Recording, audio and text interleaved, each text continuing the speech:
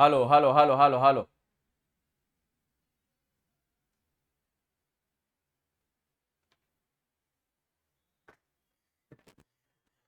ચાલો બેટા, આજે આમ તો લેક્ચર હોય નહીં અત્યારે, પણ આજે એક્સ્ટ્રા લેક્ચર રાખ્યો છે. એનું કારણ છે કે શનિવારે I am out of town, right? So that's why I'm arranging this lecture. I will be out of town, yes. I'm talking about future tense.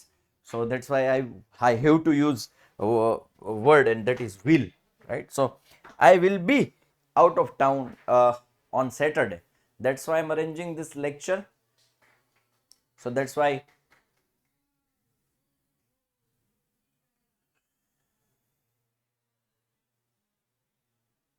Friday ના તો છે જ બેટા. ના, ફ્રાઈડે ના નથી. ના, ફ્રાઈડે ના છે જ લેક્ચર. ફ્રાઈડે ના લેક્ચર છે જ મારા.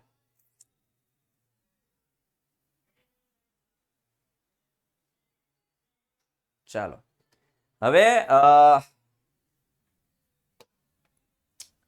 રિવિઝન કરી લઈએ.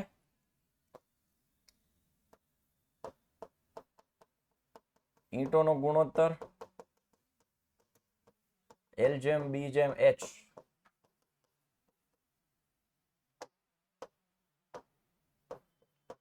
ફોર જેમ 2 જેમ 1.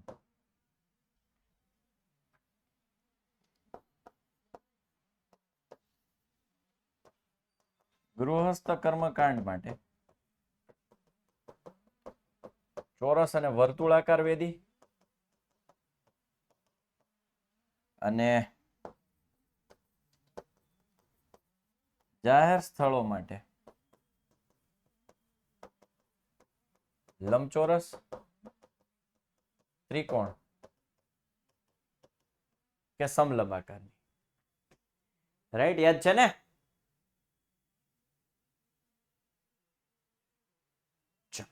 ઓકે, હવે આપણે આગળ વાત કરીએ. બીજું, ભૂમિતિ, ઇંગ્લિશમાં કહેવાય જીઓમેટ્રી. બે વર્ડ જીઓ પ્લસ મેટ્રિયન. જીઓ એટલે પૃથ્વી, મેટ્રિયન એટલે માપન. ઓકે, ચાલો. વોઇસ નથી આવતો, એપ્લિકેશન બંધ કરીને ચાલુ કરો ભાઈ.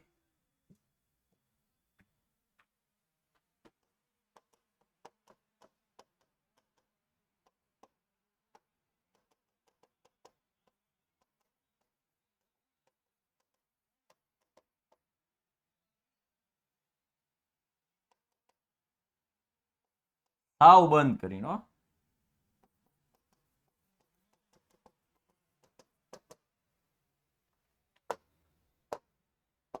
ચાલો, હવે આવે છે શ્રીયંત્ર. તમે ઘણી બધી જગ્યાએ જોયું હશે. શ્રીયંત્ર એકબીજાની અંદરના ભાગમાં ગૂંથાયેલા 9 સમદ્વી બાજુ ત્રિકોણનું સંયોજન છે. સમદ્વી બાજુ ત્રિકોણ નું સંયોજન છે. જો તમને ખ્યાલ હોય તો આવું તમે ઘણી બધી જગ્યાએ જોયું પણ હશે.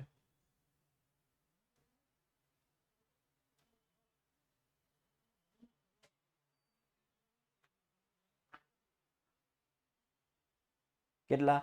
9 સમદ્વી બાજુ ત્રિકોણ. શ્રીયંત્ર છે આ શ્રીયંત્ર છે. 9 સમદ્વી બાજુ. એક આ મોટું, આ બીજું, આ ત્રીજું, આ ચોથું, એવી રીતે ઉલટું પાંચમું, છઠ્ઠું, સાતમું, રાઈટ, અને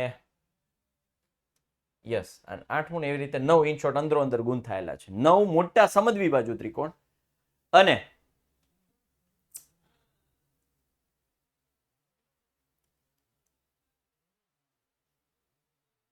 એની અંદરથી નાના નાના જે તમને ત્રિકોણ 1 2 3 4 5 6 7 8 9 10 11 12 13 14 15 16 17 18 21 22 23 24 25 26 27 28 29 30 31 32 33 34 35 36 38 39 40 41 42 43 એવી રીતે કેટલા છે? 43 ઇન શોર્ટ. તમે બધા ગણો ને, આમ ફરતી બાજુ ગણો. ચાલો અહીંથી ચાલુ કરું. 1 2 3 4 5 6 7 8 9 10 11 12 13 14 15 16 17 18 19 20 21 22 23 24 25, 26, 27, 28, 29, 30, 31, 32, 33, 34, 35, 36, 38, 39, 40, 41, 42 અને આ 43 વચ્ચેનું એવા કેટલા 43 રેડી કેટલા નાના નાના ત્રિકોણ ઉપત્રિકોણ કીધા છે અને શું કીધું છે ઉપત્રિકોણ કેટલા છે ઉપત્રિકોણ 43 અંદરો અંદર સમદ્વી બાજુ કેટલા 9 સમદ્વી બાજુ એટલે ખબર છે ને બધાને સમદ્વી બાજુ એટલે શું થાય ભાઈ જેની બે બાજુ સમાન હોય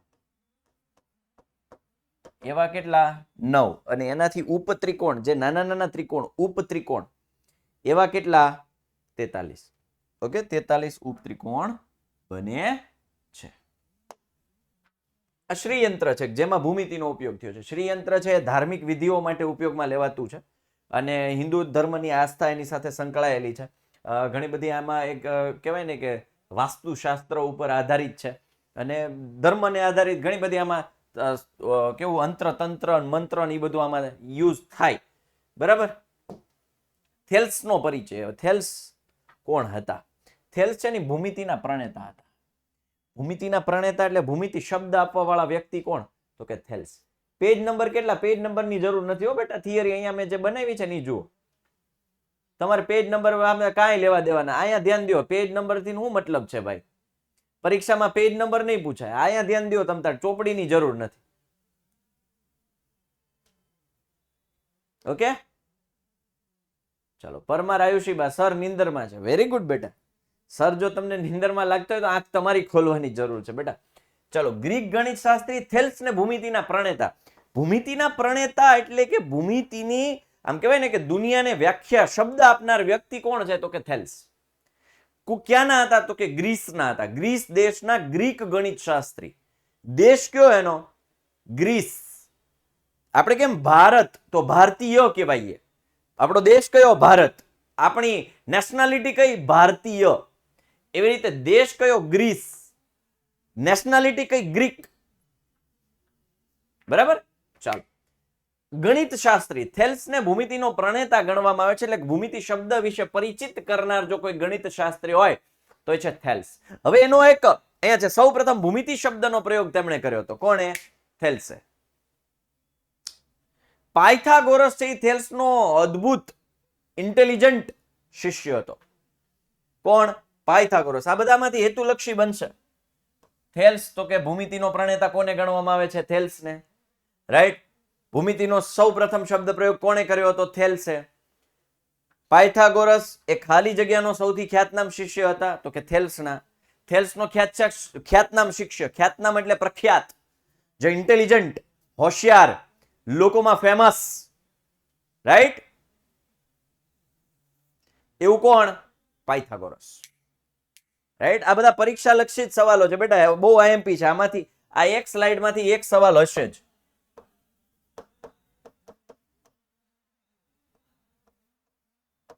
આ સ્લાઇડમાંથી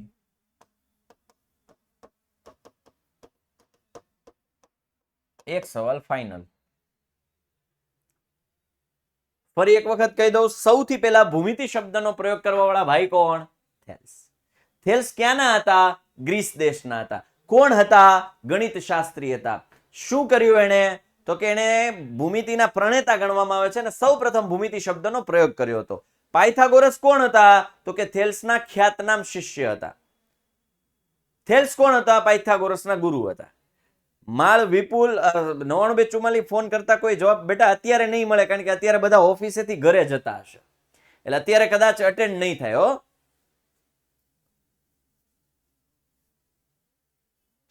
ચાલો આ થિયરી લખવાની હા બેટા લખો તો કઈ વાંધો નહીં થેલ્સ કોણ છે ગણિત શાસ્ત્રી છે ઓકે ચાલો યુક્લિડ કોણ છે તો કે યુક્લિડ છે ને એ એલેક્ઝાન્ડ્રિયા શહેર ક્યાંનું તો કે ઇજિપ્ત દેશનું એલેક્ઝાન્ડ્રિયા શહેર અને ત્યાંનો એક શિક્ષક ગણિત શાસ્ત્રી નથી એ હવે યુક્લિડના પરિચયની વાત કરું તો ઇજિપ્ત દેશનું એક શહેર એલેક્ઝાન્ડ્રિયા અને ત્યાં એક ગણિત શિક્ષક યુક્લિડ હતા એણે શું કર્યું તો કે એ વખત સુધીનું બધું ગણિતનું જ્ઞાન એકત્ર કર્યું અને એક બુક બનાવી અને એને નામ આપ્યું એલિમેન્ટ્સ બરાબર? કોણ છે આ પ્રિયાંશી? તમારી સ્કૂલમાં બીજું ચેપ્ટર ચાલતું એ બની શકે ભાઈ. અહીંયા મેં પહેલું ચેપ્ટર પૂરું કરી દીધું. હવે આ પાંચમું ચેપ્ટર ઉપાડું છું, કારણ કે પહેલું ગણતરી વાળું હતું, બીજું ગણતરી વાળું છે. એટલે થોડું માઇન્ડ થોડું ચેન્જ થાય. આ થિયોરિટિકલ લઈ લીધું આખું. વાતો. ઇજિપ્તના, જો વાંચો, ઇજિપ્તના એલેક્ઝાન્ડ્રિયાના એક ગણિત શિક્ષક યુક્લિડ એ તે સમય સુધી જાણીતા ગણિતના બધા જ જ્ઞાનને એકત્રિત કર્યું અને એલિમેન્ટ્સ નામના તેના પ્રસિદ્ધ ગ્રંથના રૂપમાં તેને વ્યવસ્થિત કર્યું. એને શું કર્યું? રીઅરેન્જમેન્ટ કર્યું. બરોબર? રીઅરેન્જમેન્ટ કર્યું. રીઅરેન્જમેન્ટ એટલે શું? ગોઠવ્યું. બધું જ જ્ઞાન ખેંચ્યું, ત્યાં સુધીનું જેટલું ફેમસ ગણિતનું જ્ઞાન હતું ભેગું કર્યું અને એને એક ગ્રંથ બનાવ્યો અને એનું નામ આપ્યું એલિમેન્ટ્સ. શું નામ આપ્યું? એલિમેન્ટ્સ. શું હતો યુક્લિડ? ફરી એક વખત જો સવાલ રિપીટ કરું છું. યુક્લિડ કોણ હતું? શિક્ષક. ઓકે, યુક્લિડ હજી 2-3 વાર ટ્રાય કરજે વિપુલભાઈ. બરાબર, 2-3 વાર ટ્રાય કરજો. બરાબર, ધ્યાન બારું રહી ગયું હોય કદાચ, ઘણા બધા ફોન આવતા હોય તો. ઇજિપ્ત દેશના એલેક્ઝાન્ડ્રિયા શહેરના એક ગણિત શિક્ષક યુક્લિડ, એને શું કર્યું? તો કે એ સમય સુધીનું ગણિતનું જેટલું પણ વિખ્યાત જ્ઞાન, એટલે કે જો અહીંયા લખ્યું છે સમય સુધી જાણીતા ગણિતના બધા જ જ્ઞાનને એકત્રિત કર્યું અને એને એલિમેન્ટ્સ નામનું એક ગ્રંથ વ્યવસ્થિત બનાવ્યો નથી. એને એમાં જે લખ્યું છે એ પોતાનું નથી. એને શું કર્યું છે? એકત્રિત જ કર્યું છે, કલેક્શન કર્યું છે. બરાબર? યુક્લિડ નામ છે બેટા, પ્રાચી માળી, યુક્લિડ નામ છે. જેમ તમારું નામ પ્રાચી છે ને, એમ ગણિત શાસ્ત્રીનું નામ યુક્લિડ છે. રેડી? ચાલો. યુક્લિડે ગ્રંથનું નામ શું છે? એલિમેન્ટ્સ. કેટલા પ્રકરણ લખ્યા? 13 પ્રકરણ લખ્યા અને પ્રથમ પ્રકરણમાં 23 વ્યાખ્યા આપી. યુક્લિડ એટલે શું? અલ્યા ભાઈ નામ છે બેટા, પ્રિન્સ તારું જેમ નામ છે ને એમ બેટા નામ છે એનું યુક્લિડ. યુક્લિડ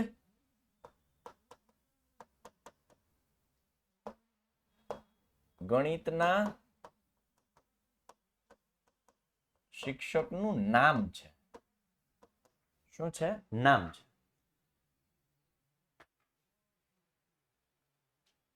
બરોબર? અને એને એકત્રિત કર્યું, એને એલિમેન્ટ્સ નામનો એક ગ્રંથ સુવ્યવસ્થિત રૂપે ગોઠવ્યો. એમાં 13 પ્રકરણ આપ્યા. પહેલા પ્રકરણમાં 23 વ્યાખ્યા આપી. કેટલી વ્યાખ્યા આપી? 23. ફરી એક વખત બધું રિપીટ કરું છું. ઇજિપ્ત દેશ, એનું નાનું એવું શહેર એલેક્ઝાન્ડ્રિયા, ત્યાં એક ગણિત શિક્ષક યુક્લિડ રહેતા હતા. એણે તે સમય સુધીનું જાણીતું બધું જ જ્ઞાન એકત્રિત કર્યું, એલિમેન્ટ્સ નામનો એક ગ્રંથ બનાવ્યો, 13 ચેપ્ટર આપ્યા. કેટલા? 13. આપણે 14 છે, એમાંથી એક ઓછું, 13 ચેપ્ટર આપ્યા અને પહેલા ચેપ્ટરમાં 23 વ્યાખ્યાઓ ગોઠવી. કેટલી?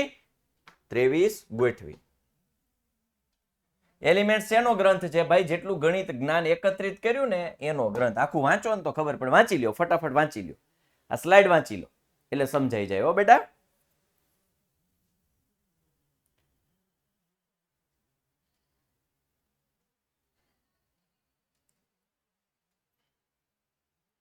આયુષીબા, બેનબા, જરા બોલવામાં ધ્યાન રાખો. આ આપણું કોઈ વાતચીતનું કે ટાઈમ પાસનું પ્લેટફોર્મ નથી. ચાલો, હવે એમાંની અમુક વ્યાખ્યાઓ આ છે. એ તો હમણાં જો કે વ્યાખ્યાઓ અહીંયા આવશે જ. અહીં રહી યુક્લિડ તેના એલિમેન્ટ નામના પુસ્તકમાં જે પ્રથમ પ્રકરણમાં જે વ્યાખ્યા આપી, કેટલીક વ્યાખ્યાઓ અહીંયા છે. એ પહેલા હું તમને અમુક મારે ટર્મિનોલોજી સમજાવવી છે. ટર્મિનોલોજી એટલે કે અમુક શબ્દો મારે તમને સમજાવવા છે. અને એ છે બિંદુ. બિંદુ આપણે એમ કહીએ કે સાહેબ બિંદુ એટલે ટપકું. સાહેબ ટપકું, તો તમે કહેશો મને ટપકાનું માપ હોય કાંઈ? એ તો આપણે દર્શાવવા માટે ટપકાનો ઉપયોગ કરીએ છીએ, બાકી બિંદુને માપ ન હોય. બિંદુને કોઈ જ પ્રકારનું માપ ન હોય, એને આપણે માપી ન શકીએ. ઘણા એમ કે સાહેબ તમે તાર આ ટપકું કર્યું તો ફૂટપટ્ટી મૂકીને ઝીણું તો ઝીણું ટીચું ટીચું ટીચું ટીચું તો ટીચુક તો માપી શકીએ ને. પણ બેટા એ તો બિંદુને દર્શાવવા માટે આપણે આ ઉપયોગ કરીએ છીએ, બાકી બિંદુ એ છે જ નહીં. બિંદુ તો અનંત છે, તો એનો સહારો લઈએ છીએ ટપકાનો. ઓકે, તો બિંદુને કોઈ જ પરિમાણ એટલે માપ.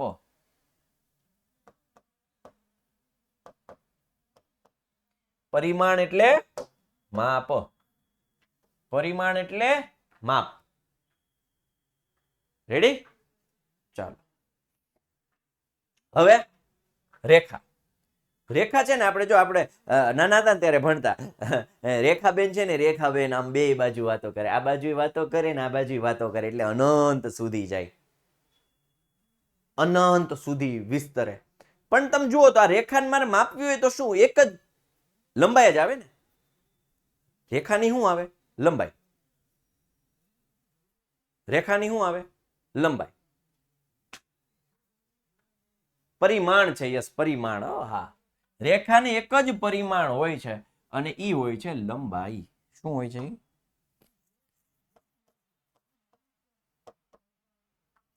શું હોય છે? લંબાઈ. એને પહોળાઈ ન હોય, એ લંબાઈ હોય. ચાલો હવે સમતલ આવે છે.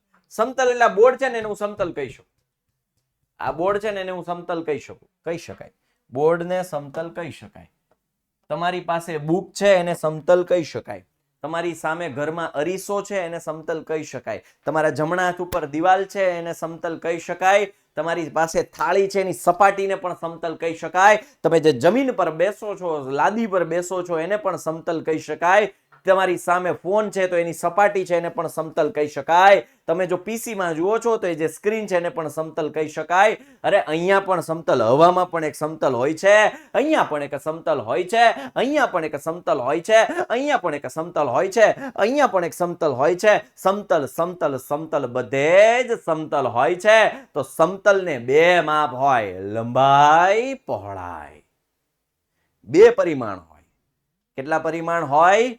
બે પરિમાણ હોય. પરિમાણ એટલે માં બે પરિમાણ હોય. કયા કયા? લંબાઈ અને પહોળાઈ. ડન. એટલે ઘણી વખત તમે આને લંબાઈ કયો, આને પહોળાઈ કયો. જનરલી આપણે લંબચોરસ કઈ દોર્યો ને તો આને લંબાઈ કહેવાય અને પહોળાઈ કહેવાય. ચાલો હવે ઘન. ઘન એટલે સોલિડ. શું જોશીમિત, શું ફરીથી સમજાવું બેટા? બધાને સમજાય છે. જોશીમિત બહુ સિમ્પલ છે બેટા, કે બિંદુ છે ને એક પણ માપ હોતું નથી. જોશી નેન્સી શું જવાબ આપું પણ બેટા? તમારો શું સવાલ છે? બોલો.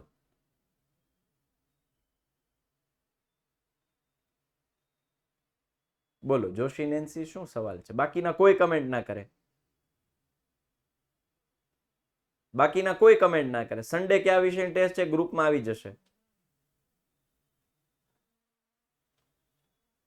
બોલો નેન્સી. જોશી નેન્સી બોલો બેટા, શું છે તમારો સવાલ? સર નથી આવતો. શું નથી આવતું પણ? શું નથી આવતું? સર નથી આવતો. સર તો આવી ગયો, કહ્યું ના ભણાવવા માંડ્યો સર.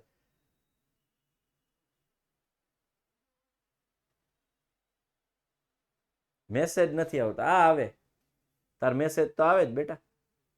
ચાલો,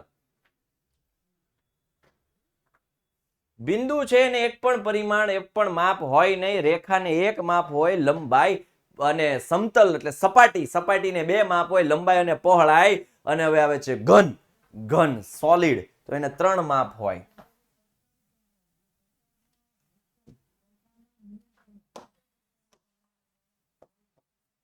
લંબાઈ, પહોળાઈ અને ઊંચાઈ. ત્રણ પરિમાણ હોય. લંબાઈ, પહોળાઈ અને ઊંચાઈ. ત્રણ પરિમાણ. રેડી? ખબર પડી? આને ત્રણ પરિમાણ, લંબાઈ, પહોળાઈ, ઊંચાઈ. આને બે પરિમાણ, લંબાઈ, પહોળાઈ. આને એક જ પરિમાણ, લંબાઈ. આને પરિમાણ જ નથી. યાદ રહી ગયું? યાદ રહી ગયું? બિંદુ એક પણ પરિમાણ નહીં, 0 પરિમાણ. રેખા લંબાઈ, સમતલ લંબાઈ, પહોળાઈ. ઘન લંબાઈ, પહોળાઈ, ઊંચાઈ. હાલો, હવે જે એલિમેન્ટ્સ છે એમાં જે વ્યાખ્યાઓ આપી છે 23 વ્યાખ્યાઓ, જે પહેલા ચેપ્ટરમાં 23 વ્યાખ્યાઓ આપી છે એમાંની અમુક વ્યાખ્યાઓ આપણે અહીંયા સમજવાની છે.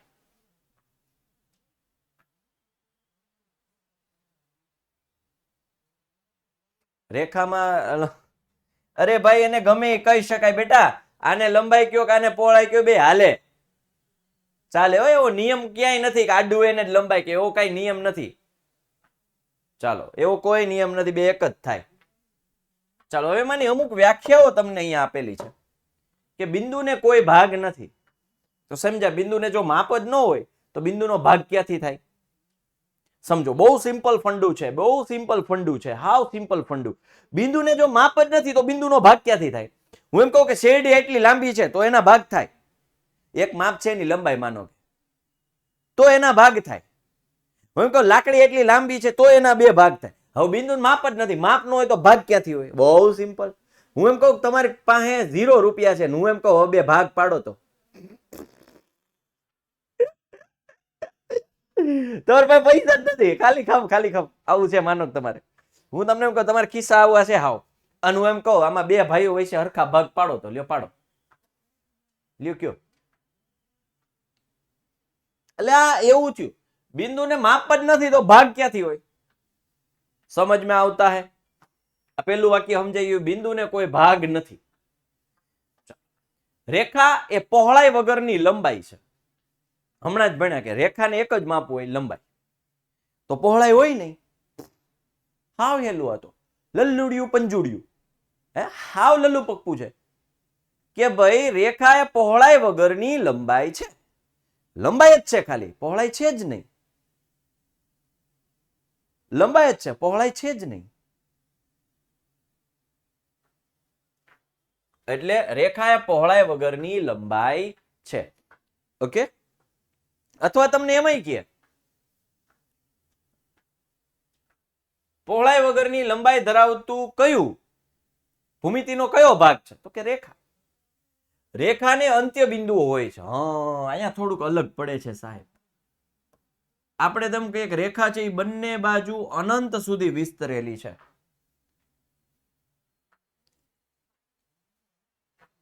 આપણે એમ કહીએ કે રેખા એ અનંત સુધી વિસ્તરેલી છે.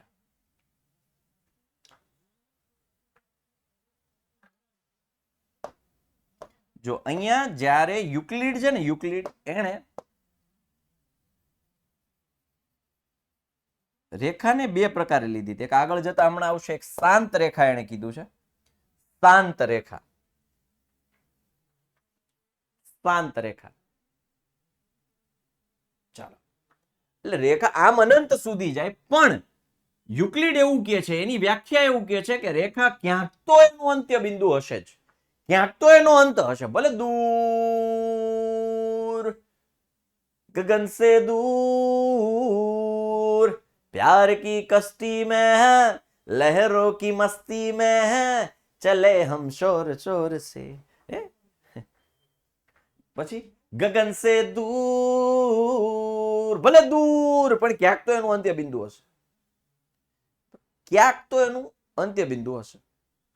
રાઈટ? એટલે રેખાને અંત્ય બિંદુઓ હોય છે એવું કહે છે. જે પોતાના પરના બિંદુઓની સાથે સમાન રીતે રહેલી હોય તેવી રેખા એક સીધી રેખા છે. જો આ બહુ સ્પષ્ટપણે બહુ મસ્ત સમજવા જેવું છે. આ જે ચોથી અને સાતમી વ્યાખ્યા સાંભળજો. ચોથી અને સાતમી વ્યાખ્યા બંનેને હું એક સાથે સમજાવું છું. જોજો, ચોથી અને સાતમી વ્યાખ્યા નીલકંઠ સર, હિરેન સર, નીલ, માનવ અને વસોયા સર, પાંચે આવો ને.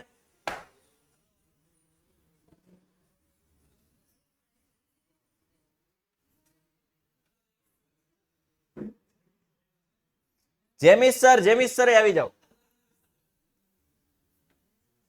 હાલો, આવે છે. હાલો, તમને આ બે વ્યાખ્યા એક સાથે સમજાઈ દો. બે વ્યાખ્યા હું એક સાથે સમજાઈ દઉં.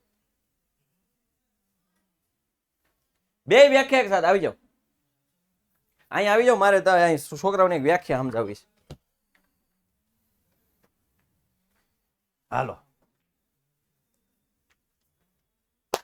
ઓકે વિદ્યાર્થી મિત્રો નમસ્કાર સાહેબ 11-12 માં કોમર્સમાં આપણો BA સબ્જેક્ટ કન્ડક્ટ કરે છે મયુર સર વસોયા સર. આવી જાઓ જેમીશભાઈ. હાલો ને, માણસો કેમ ઘટે છે?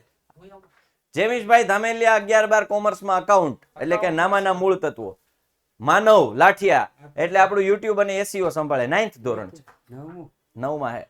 હવે મારે હજી માણસો ઘટે છે. હાલો, બીક લાગે હો આ છોકરાઓથી બીક લાગે ને? નાના નાના રહ્યા કે આને કોઈ નહીં ઓળખતું હોય, આને કોઈ નહીં ઓળખતા હોય તો ભૂલી જાયજો. હાલો હવે જુઓ, હવે આ વ્યાખ્યા વાંચો સાહેબ. જે પોતાના પરના બિંદુઓની સાથે સમાન રીતે રહેલા હોય તેવી રેખા એક સીધી રેખા છે. હાલો, હજી નીલકંઠ સર જો સાંભળજો સાહેબ. બધા છે ને આમ સીધા ખભા બધાને ટટ ટુ ટટ આમ ઉભા રહી, કટ ટુ કટ સીધા આમ અડાડે સીધા. અરે ભાઈ, અડીને સીધા કોને કહેવાય ભાઈ? આમ જો આમ અડાડી દો સીધા, સીધા અડાડી દો. એ આમ થાય નહીં હમાય. હવે તમે જુઓ, હિરેનભાઈ મારી બાજુમાં ઊભા છે પણ તમને ધારી લ્યો આ ગણિત ભણો છો એટલે ધારો કે હિરેન સર અહીં ઊભા છે. સાંભળજો, દરેક બિંદુઓ બીજા બિંદુથી સમાન રીતે આમ ગોઠવાયેલા હોય તો તેવી રેખા એક આમ સીધી રેખા બને. આ બિંદુઓ બિંદુ બિંદુ બિંદુ બિંદુ આ બધા બિંદુ છે. તમારું નામ બિંદુ 1, બિંદુ 2, બિંદુ 3, બિંદુ 4, બિંદુ 5. એ દરેક બિંદુઓ એકબીજા સાથે આમ સમાન રીતે ગોઠવાયેલા છે તો એનાથી જે રેખા બને ને સીધી રેખા બને છે. ઓકે, એનાથી શું બન્યું? સીધી રેખા. સાહેબ માનો કે તમે થોડાક સીધી રીતે ન હોત, આમ હોત તો, તમે આમ ત્રાસા અડેલા હોત તો, સમાન રીતે ન રહેલા હોય, સમાન રીતે ન રહેલા થોડાક આમ આવી રીતે આમ ગોઠવાયેલા હોત તો આમ સીધી રેખા થાત તો કેવી થાત? તો વાંકી ચૂકી. તો રેખા સીધી, એને રેખા જ ન કહેવાય, એને વક્ર કહેવાય. હાલો, રેડી? હા, રેખા. સમજાય? સીધી રહે તો રેખા થઈ જાય. હા બસ એવું જ હોય સાહેબ. આંગળી સીધી હોય ને તો સારી લાગે. હા સરસ. ચાલો YouTube Ready? ની વાત કરું સાહેબ, YouTube ની. ઓલું લાઈક વાળું યસ, ઓલું હા જે વિરોધ કર્યો તો એની યસ, વેરી ગુડ સાહેબ. કટાક્ષ નહીં કરવાની એવી રીતે આપણે ભણાવતા હોય તે. હવે જુઓ સાહેબ, હજી આ એક વ્યાખ્યા હજી સમજાવવી છે, 7મી. જે હજી 7મી વ્યાખ્યા સમજાવી છે બેટા, બસ. હવે જુઓ, જે સપાટી પોતાના પરની સીધી રેખાઓની સાથે એક સમાન, એટલે નથી જવાનું, હજી 7મી વ્યાખ્યા સમજાવવાની છે. હાલો, હજી 7મી વ્યાખ્યા સમજો. હાલો હાલો જલ્દી. ચાલો હું આવી દઉં. હા, એક હિરેન સર, હું આવી ગયો. ચાલો, એક માનવ, એક વસોયા સાહેબ. હાલો, અને Neelkanth sir. Yes, I came. હાલો, હવે જુઓ રેખાઓ. હવે જો પેલા હું હતા બિંદુ સમાન રીતે ગોઠવાના તો હું બન્યા રેખા. ઓકે. હવે તમે ઊભા છો તો એક રેખા છો. હા રાખ ધારી લ્યો તમે બિંદુ નથી. હવે તમે આખા રેખા 1, રેખા 2, રેખા 3, રેખા 4, હવે બધાને એક સીધી રેખા સાથે ચોંટાડી દઉં, સીધી રેખા. અને તમને આમ નીચેથી આમ ઉપાડીને આમ કરી નાખું તો શું બની ગયું? રેખા. સપાટી. રેખાઓ સપાટી બની. ઓ સમજો, વિચારો. રેખા છે, સાંભળજો, રેખા. આ રેખા રેખા આમ બની ગયું. હા હા, તમે આ બધી રેખાઓ ઊભી છે આમ, જેમ કે આ લાઈન ઊભી છે, આ બધી લાઈન છે ની રેખા છે, પરસ્પર રીતે સમાન રીતે ગોઠવાયેલી છે. સાંભળો, અને સમાન રીતે ગોઠવાયેલું પછી એ શું બની જાય? સપાટી. પણ માનો કે તમે સમાન રીતે ન ગોઠવાયેલા હોય અને પછી હું આમ તમને ઉપાડું તો સપાટી બને નહીં. પતરું. સમજમાં આવે છે? એને સમતલ ન કહેવાય પાછું સાહેબ. જે પતરું છે ને એને સમતલ ન કહેવાય. સમતલ એટલે સપાટ. સપાટ. રેડી? ક્લિયર છે? હવે તમે જઈ શકો છો. Thank you so much. સાહેબ એનો પાણી વિદ્યાપીઠમાં વાપરવામાં આવ્યું છે. ચાલો રેડી? હવે વાંચો. જો ચોથો અને 7મો મુદ્દો વાંચો, મજા આવી જાય. હાલો, ચોથો અને 7મો મુદ્દો વાંચો કમ્પ્લીટ. જે પોતાના પરના બિંદુઓની સાથે સમાન રીતે રહેલી હોય તેવી રેખા એક સીધી રેખા છે. બિંદુઓ જો ટક ટક ટક ટક સીધી રાખો આમ ટક ટક તો સીધી રેખા બને, પણ હું આમ સમાન રીતે ન ગોઠવેલી તો સીધી રેખા બને નહીં. એવી જ રીતે જો રેખાને જે સપાટી પોતાના પરની સીધી રેખાઓની સાથે એક સમાન રીતે રહેલ હોય તેવી સપાટી એ સમતલ છે. સમતલ છે. સમતલ છે. રેડી? ક્લિયર? સમતલ અને રેખા, સીધી રેખા. હવે તમે વાંચો તો વધારે ખ્યાલ આવી જશે. તમે વાંચો તો વધારે ખ્યાલ આવે. તમે વાંચી લ્યો. જુઓ, વાંચો. ચોથો મુદ્દો વાંચો. જે પોતાના પરના બિંદુઓની સાથે સમાન રીતે રહેલી હોય તેવી રેખા એક સીધી રેખા છે.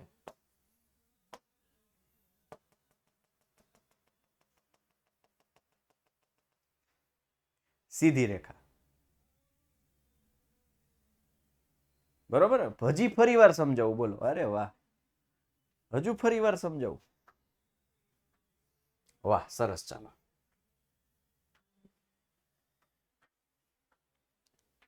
માનો કે આ આંગળી છે ને એક બિંદુ છે, એ આમ આમ સમાન રીતે ગોઠવાયેલી હોય તો આવી રીતે આમ બધું બને તો એ કેવું બને? સીધી રેખા બને. પણ સમાન રીતે ન ગોઠવાય તો રેખા સીધી બને નહીં. આ સમાન રીતે ગોઠવાય તો સીધી રેખા ભાઈ. સમજાય છે? ચાલો, હવે સાતમામાં શું છે બેટા? હવે રેખા. જેમ કે હું તમને ઉદાહરણ આપું, બાંબુનું ઉદાહરણ આપું. બાંબુ, એક બાંબુ છે,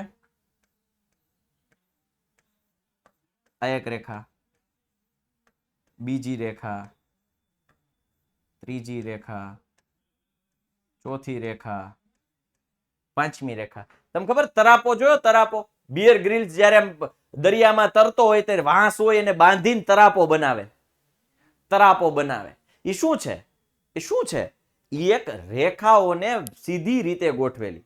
સીધી રીતે, જો સીધી રેખાઓની સાથે એકબીજા સમાન રીતે રહેલો હોય તો એક સમતલ બને. સમતલ બને. શું બને? સમતલ. ચોથી વ્યાખ્યા એ જ થાય બેટા. જેમ રેખાઓ સીધી રીતે ગોઠવો તો સમતલ બને, એમ બિંદુઓ સીધી રીતે ગોઠવો તો સીધી રેખા બને. બિંદુઓથી રેખા બને, રેખાઓથી સમતલ બને. હાલો, સમજાઈ ગયું ભાઈ? રાજુરામ પટેલ, ચોથો મુદ્દો સમજાઈ ગયો? તરાપો શું છે એ નથી ખબર. વાહ ભાઈ વાહ, વાહ ભાઈ વાહ.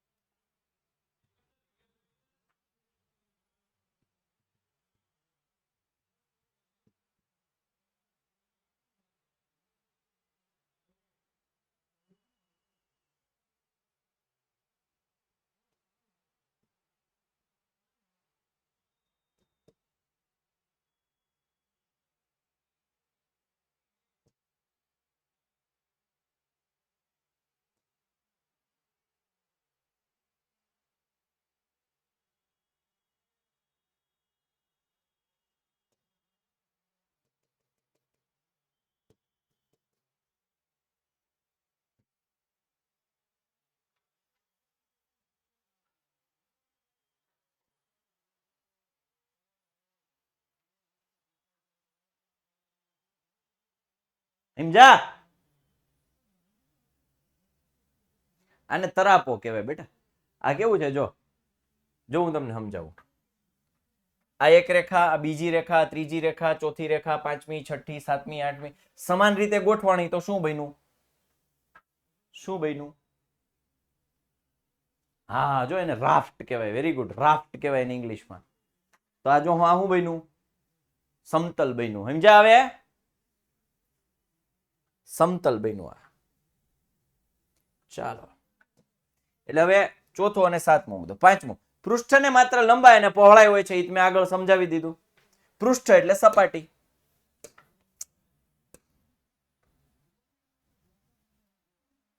પૃષ્ઠ એટલે શું થાય?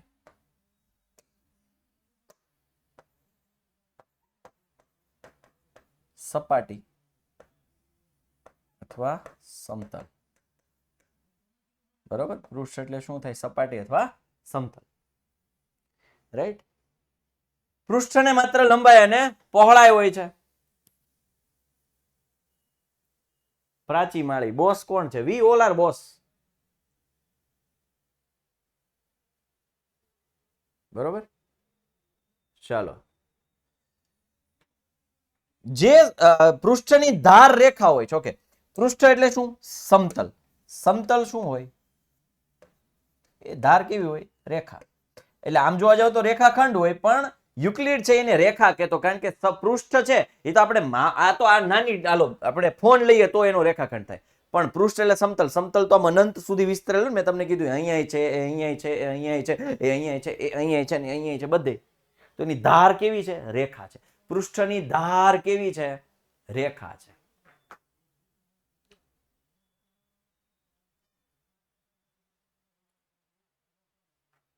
બે મિનિટ ખમો ભાઈ, બ્લર થાય છે. 2 મિનિટ ખમો. પૃષ્ઠની ધાર કેવી છે? રેખા છે. ચાલો, હવે આ તો હાવ રમત વાત ને હાવ ટાઈમ પાસ વાત છે. આ બધી હાવ ટાઈમ પાસ છે. ચાલો, એક તો છે સ્વયં સિદ્ધ સત્ય. આ સ્વયં સિદ્ધ સત્ય છે. સ્વયં સિદ્ધ સત્ય એટલે એને સાબિતીની જરૂર પડે નહીં. સ્વયં સિદ્ધ સત્યનું અર્થઘટન શું થાય? જેને સાબિતી વગર જ સ્વીકારી લેવામાં આવે.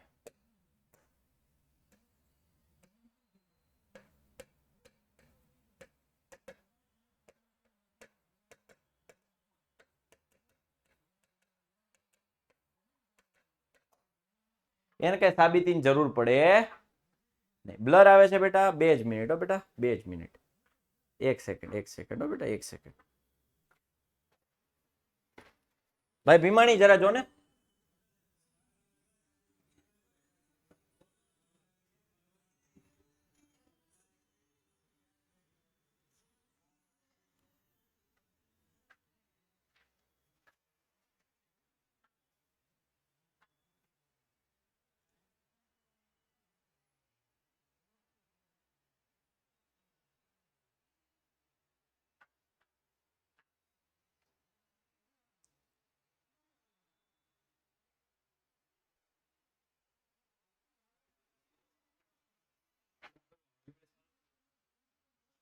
આકાશભાઈ ક્યારે ને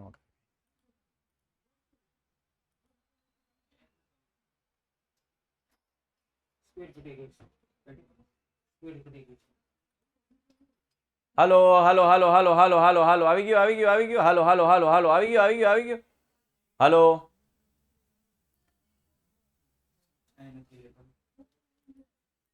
હાલો હા કરું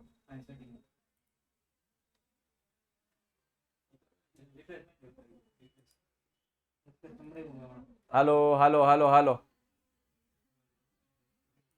હાલો હવે આવી જાય હવે આવ્યું આવી ગયું હાલો હવે હાલો આવી ગયો હાલો સાહિલભાઈ પ્રગટ થઈ ગયા હાલો હવે હાલો હાલો ડન હાલો હવે રેડી એવું જ કઈક છે આકાશભાઈ હાલો રેડી ચાલો હવે જુઓ હાવ લલ્લુ પપ્પુ વાતો છે બધી સ્વયં સિદ્ધ સત્ય એટલે કે જેને સાબિતીની જરૂર ન પડે ને એમને સ્વીકારી લેવામાં આવે ને સ્વયં સિદ્ધ સત્ય કહેવાય જેમ કે બેન બે કેટલા થાય બેન બે 2 + 2 4 વેરી ગુડ કોઈ દી પૂછ્યું કેમ આ કેટલા છે 2 આ કેટલા છે 3 ક્યારે આપણે એને સ્વયં સિદ્ધ સત્ય કહેવાય એની સાબિતીની જરૂર હોય નહીં તો જો એક વસ્તુને સમાન હોય તેવી વસ્તુઓ એકબીજાને સમાન હોય જો મસ્ત સમજાવું છું તમને ઉદાહરણ સમજાવું એટલે તમને બધું સમજાઈ જશે હો ઉદાહરણ ખાલી સમજાવવું એટલે તમને બધું સમજાઈ જશે ખાલી ઉદાહરણ ઉપર ફોકસ કરો બાકી બધું મારા પર છોડી દો હું એમ લખું છું 6 + 3 બરાબર 9 બીજું હું એવું લખું છું કે 5 + 4 બરાબર પણ 9 જો સાંભળજો, જો મારી વાત ધ્યાનથી સાંભળજો. 6 + 3 બરાબર 9, 5 + 4 બરાબર 9. તો હું આમ લખી શકું? મને કોઈ ના પાડી જ ન શકે. 6 + 3 બરાબર 5 + 4. મને કોઈના બાપુજીની તાકાત નથી કે આમાં ના પાડી શકે કે 6 + 3 બરાબર 5 + 4. શું કર્યું? જો એક વસ્તુ આ 9 છે, એને સમાન હોય એવી બે વસ્તુ છે ને ઈ પરસ્પર પણ સમાન હોય. હવે સાંભળજો, બહુ કટકે કટકે વાંચજો. આ એક વસ્તુ કોણ છે? 9. એને સમાન કોણ છે? 6 + 3. આ 9 છે, એને સમાન કોણ છે? 5 + 4. તો ઈ પરસ્પર પણ સમાન હોય. સમજા? વાંચો. એક વસ્તુને સમાન હોય તેવી વસ્તુઓ એકબીજાને પણ સમાન થાય. એકબીજાને પણ સમાન થાય.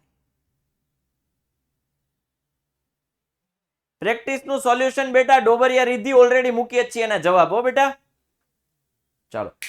એક વસ્તુને સમાન હોય તેવી વસ્તુઓ એકબીજાને સમાન થાય. હવે નીચે વાંચો. સરખામાં સરખું ઉમેરીએ તો સરવાળા સરખા રહે. સરખામાં, આમાં શું ન સમજાય ભાઈ? હે, આમાં શું ન સમજાય? હું તમને એમ કહું,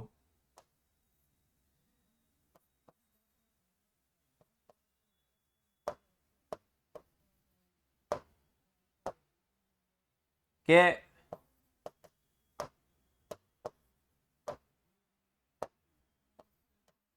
24 બરાબર 6 ચોક 24.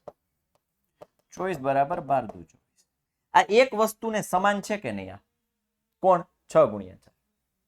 બીજું, આ એક વસ્તુના બીજી વસ્તુ સમાન છે ને? બે સરખી જ છે ને? બે સરખી જ છે ને? સમાન એટલે બે સરખી જ છે. તો આ બે પરસ્પર પણ સમાન થાય એટલે 6 × 4 બરાબર 12 × 2 લખી શકું. મને કોઈ ના ન પાડે. યસ. અને હજુ આમે લખી શકું 24 બરાબર 8 × 3. તો આને બરાબર આય થાય 8 × 3. ત્રણેય હરખા થઈ ગયા. કોઈ એક વસ્તુને સમાન પરસ્પર પણ સમાન થાય. સરખામાં સરખું ઉમેરીએ તો જવાબ સરખો મળે. સરખામાં સરખું ઉમેરીએ તો માનો કે આ બે છે, બે છે, સરખા છે. હું ઉમેરું છું, શું ઉમેરું છું? આમાં 5 ઉમેરું તો આમાંય 5 ઉમેરું તો જવાબ શું મળે? 7. લા હાવ લલ્લુ પપ્પુ છે. ખાલી વાંચો ને તોય ખબર પડી જાય. ખાલી વાંચો ને તોય ખબર પડી જાય. સરખામાં સરખું ઉમેરીએ તો સરવાળા સરખા રહે, અને સરખામાં સરખું બાદ કરીએ તો બાદ બાકી સરખી રહે. 50, બે પાસે 50 રૂપિયા છે. એટલે હું આમાં હું નથી સમજાતું હીર બેટા? હે, આટલું સિમ્પલ તમને નથી સમજાતું? એટલે તમને આટલું ન સમજાય ભાઈ.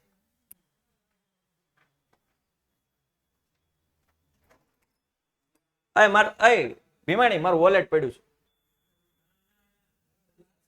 ગ્રીન. હા, તું અહીંયા માનવ, તું અહીંયા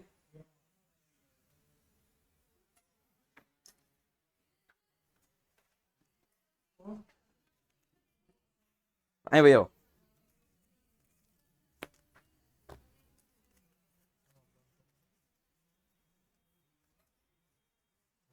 બોલો ક્યાં મિલન?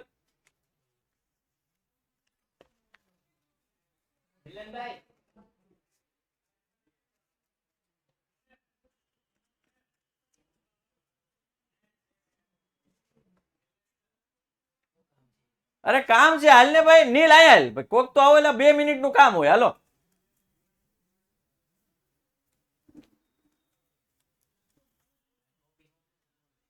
હાલો, આવતો. તારી પાસે કેટલા રૂપિયા છે? 500. તારી પાસે કેટલા રૂપિયા છે? 500. બે પાસે સરખા રૂપિયા છે ભાઈ. બે પાસે સરખા રૂપિયા છે. હાલો, ઓકે. સરખામાં સરખું ઉમેરું. કેટલા આપ્યા? 100.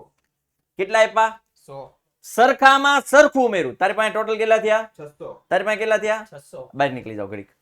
આ વાંચો. સરખામાં સરખું ઉમેરીએ તો સરવાળા સરખા રહે. હાલો, હવે રેડી? હવે કોઈને વાંધો છે આમાં? હાલો, હવે અહીં ભાઈઓ બે. હવે બે પાસે કેટલા કેટલા? તારી પાસે 600. તારી પાસે 600. મતલબ બે પાસે કેટલા છે? સરખા. એમાંથી હું સરખા બાદ કરું. કેટલા બાદ કર્યા? 500. કેટલા બાદ કર્યા? 500. સરખામાંથી સરખું બાદ કરીએ તો વધે ઈ કેવું હોય? તારી પાસે કેટલા છે? 100. તારી પાસે? હલો, સરખામાંથી સરખા બાદ કરીએ તો બાદ બાદકી સરખી રહે. હવે કઈ વાંધો સામા? હવે રેડી, કમ્પ્લીટ, ડન. હવે ભાઈ ઓ લાવો, હાલો બૂસ નથી મારવાનો હો. ઘડીક મજા આવી, ઘડીક કે હા 600 રૂપિયા હા પૈસે હી પૈસે.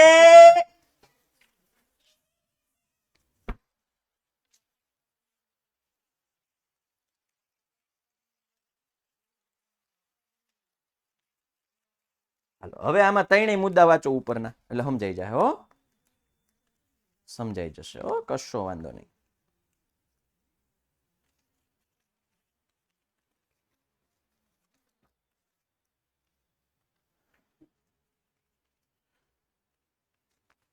ખબર પડી ગઈ ને? હીર ને સમજાવો. હીર હવે સમજાઈ ગયું બેટા? હીર સુથાર.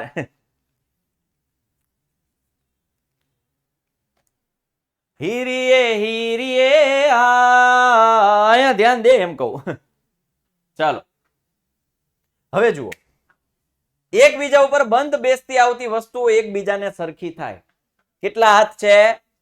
કેટલા દેખાય તમને? હા ભાઈ 8 વાગી ગયા, મને ખબર. કેટલા દેખાય છે? દેખાય છે કેટલા? દેખાય છે પંજો કેટલો દેખાય છે? એક જ દેખાય. જો દેખાય છે એક જ, પણ છે બે. શું કામ એક જ દેખાય છે? સમાન છે, એકબીજા ઉપર બંધ બેસે છે. ઈ બંધ બેસે છે એટલે ઈ સમાન છે. તમે થાળી એકબીજા ઉપર બંધ બેસતી ફિટ થઈ જાય, થાળી એકબીજા ઉપર ફિટ થઈ જાય તો એકબીજાને સમાન છે. બંધ બેસતી વસ્તુ એકબીજાને સમાન હોય. અને થાળીમાં તમે નાની ડીશ મૂકો તો બંધ બેસે?